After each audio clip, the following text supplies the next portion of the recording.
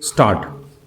Therefore, we have to consider the responsibility of guarding our coastline, which is 7,500 kilometers, and our land frontiers, which is almost double of that para.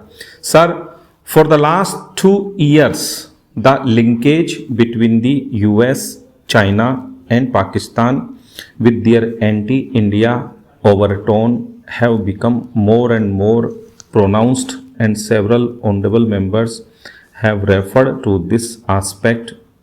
Some have spoken of China. I would only like to say that our efforts as to normalize relations with China are progressive and they have been going on.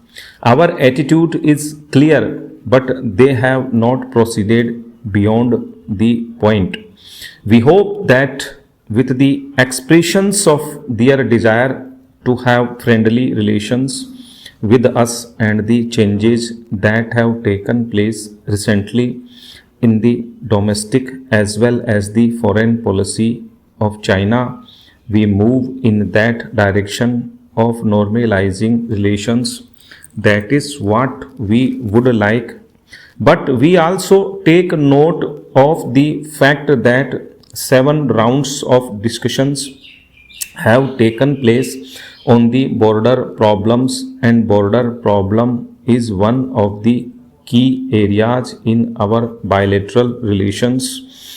We hope that these negotiations will continue and our relations will improve further, but we have to take note of the fact that so far they have not been done.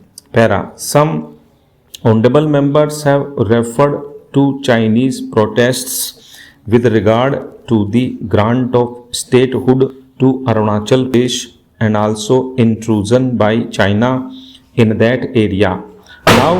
Now this has two implications. One is wherever there is an intrusion, we have to take defensive steps. We have to take definite measures.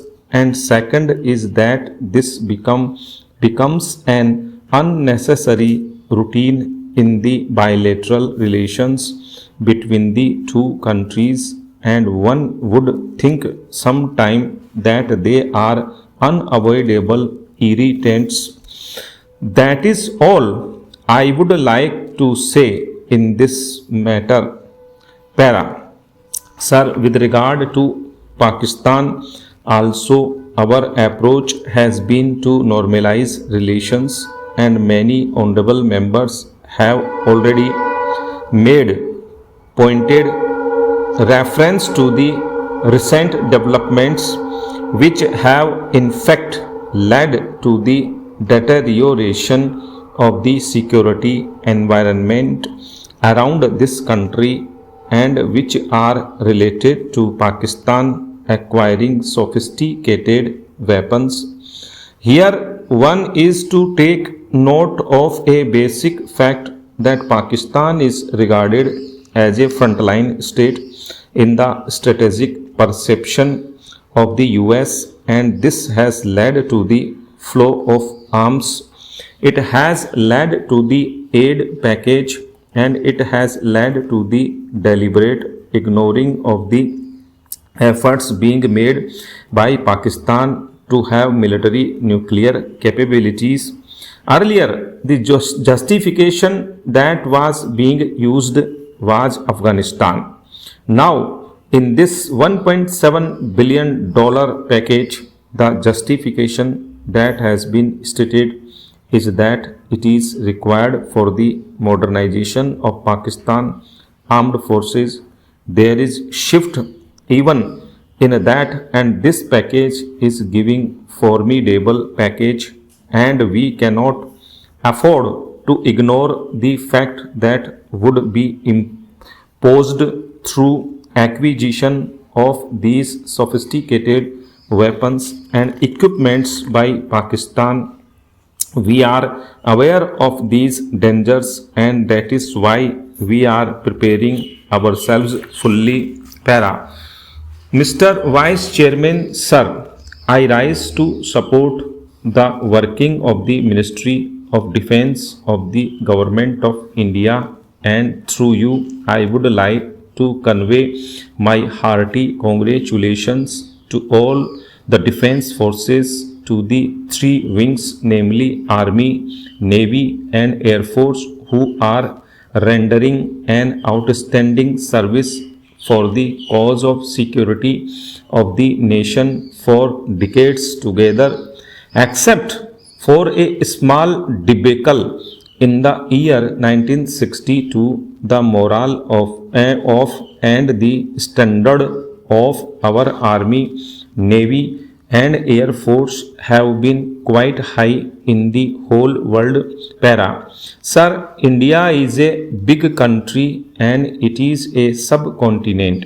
India is the only country in the world which is following an independent foreign policy and an independent defense policy by adopting the policy of non-alignment. Because we have a secular democracy, and to secure freedom one must have an independent foreign policy and one must have an independent defense organization. Para. At the time of independence, the late Pandit Jawaharlal Nehru said that the only possible and real objective that we have in common with the other nation is the objective of cooperating in building some kind of a world structure. Call it one world. If we think of that structure and if we think of our cooperation with the other countries in achieving it, where does the question come that we are tied up with this group of nations or that group? India always stood for independence, not only for its independence but for the independence of the human race and the entire world.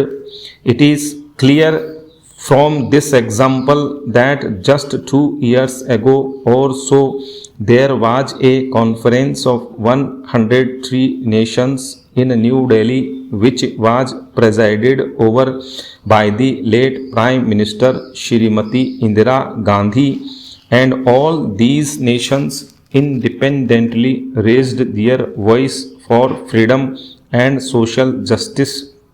If you want to make a country strong, you must have a strong defense organization. Sir, till this year our defense budget was quite meager. When our population is so large, our resources are also very large. Our defense budget has gone up this year, which has become a topic of discussion not only in India but also outside India. The capitalist countries are afraid that India is increasing its defense expenditure. At the time of our independence, the capitalist countries, especially the United States, UK, France, etc., thought that India and the Latin American countries would become the economic slaves of those countries. But India did not become their economic slave but formulated an independent foreign policy and an independent defense policy. The budget presented by the Prime Minister himself to Parliament on the last day of February this year has provided for an increase in the defense expenditure, and it is expected to go up from rupees 10,000 crores to rupees 12,000 crores for this year. In terms of percentage, the increase is more than 22% compared to the last year. Stop.